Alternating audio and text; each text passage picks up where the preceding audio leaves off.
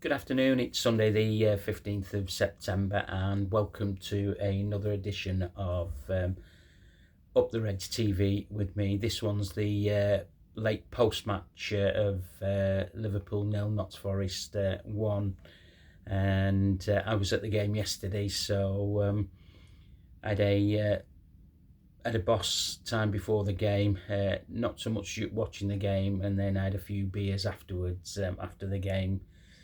And it was a late one for me back home on the choo-choo. So let's get into it, shall we? We really deserved nothing from that game. It wasn't a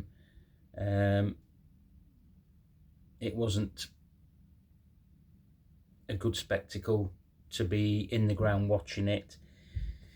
Lots of our players were off it after the international break.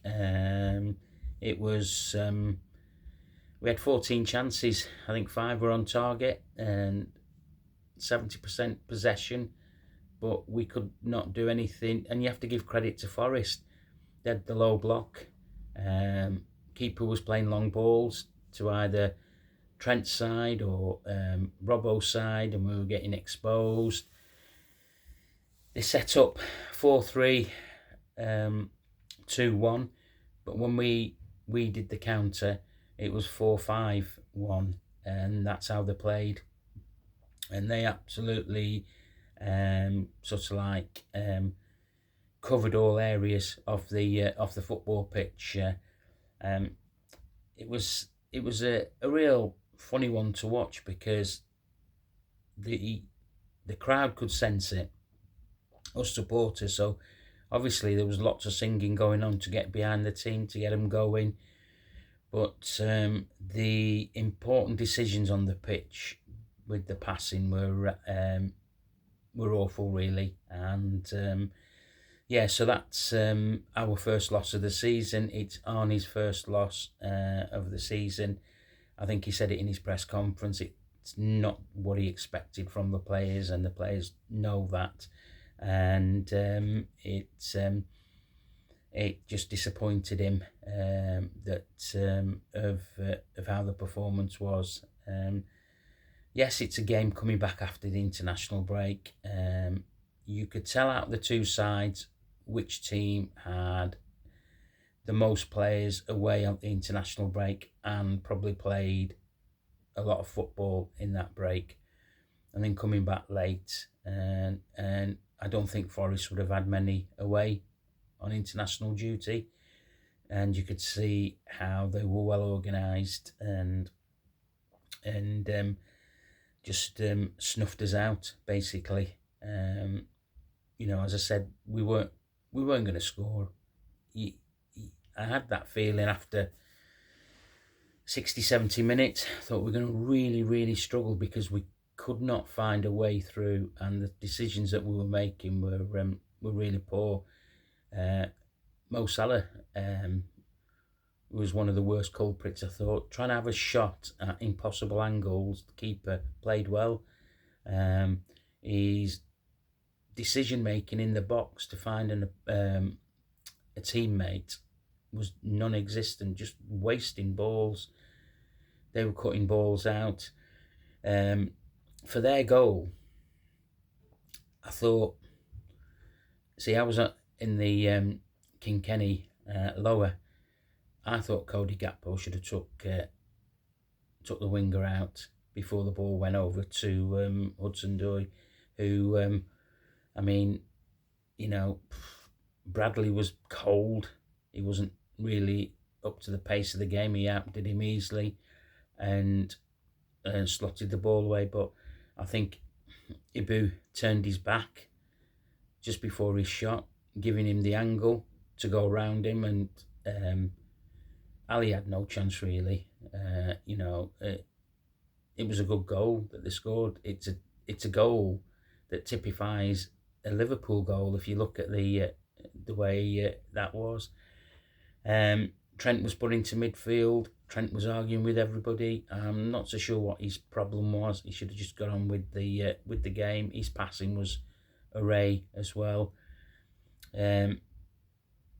yeah, it was just one of those games where the longer it went on, you knew. I mean, even us Reds in the stands were trying to get the team geared up, but they just weren't. They weren't up for it. And to be fair, you got to give credit to Forrest and Nuno. He set his team up really, really well with the low block. So Arnie needs to find a way to get these players to beat that low block. And he's not the only one. We used to have it when Jurgen played, managed, sorry, and it was exactly the same.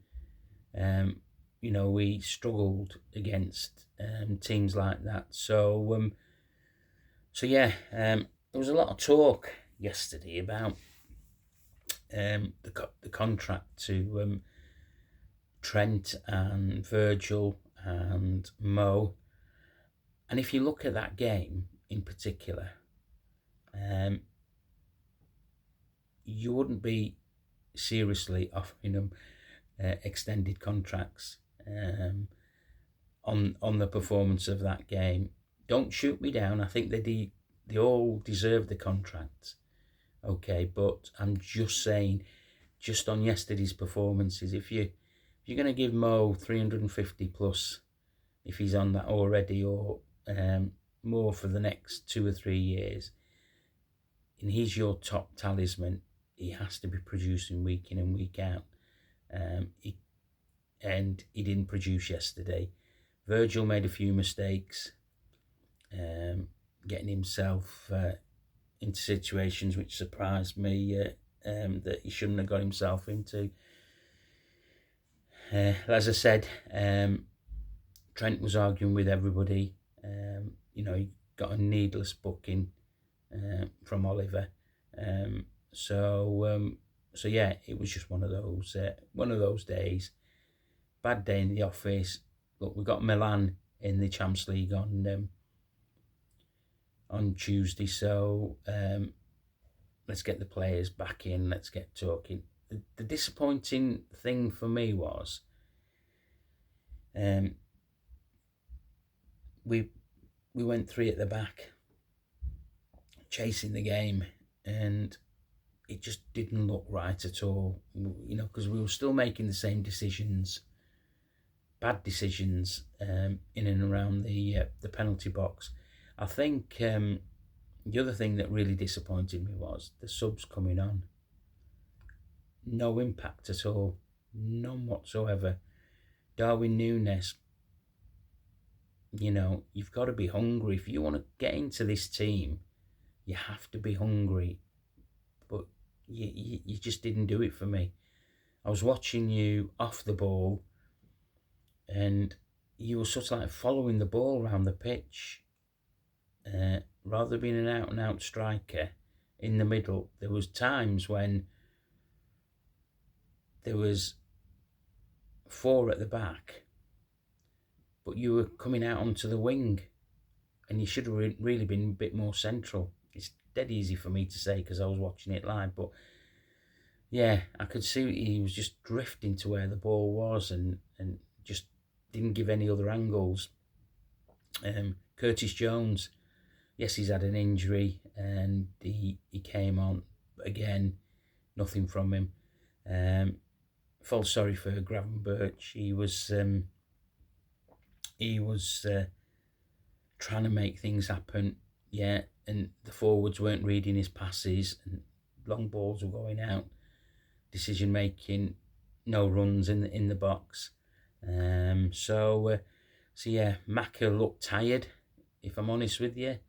I know he didn't play both games, did he?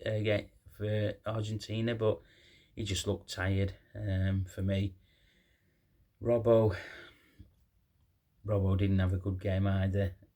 If I'm honest with you, both of our wingers, full backs, they were exposed to the time and time again of us getting behind us and trying to create chances. But it is what it is. It's an early doors loss.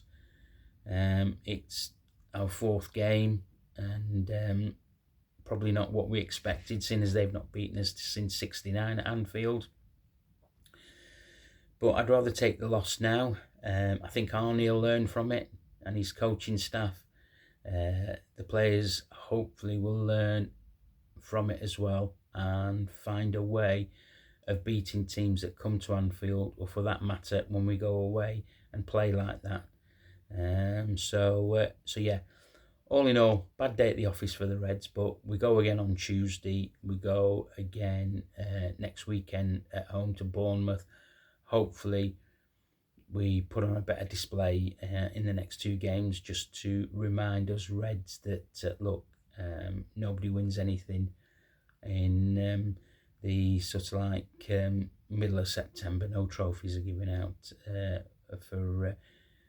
for anything. So, yeah, as I say, we have to be disappointed, and that's all it needs to be. And we just move on to the next game. Right, I'll do one before the Milan game, the Milan preview. If you like what I'm doing on this channel, please subscribe, please give me a like, and please share the video. Enjoy the rest of your Sunday, and I'll speak to you in the next couple of days. Up the Reds.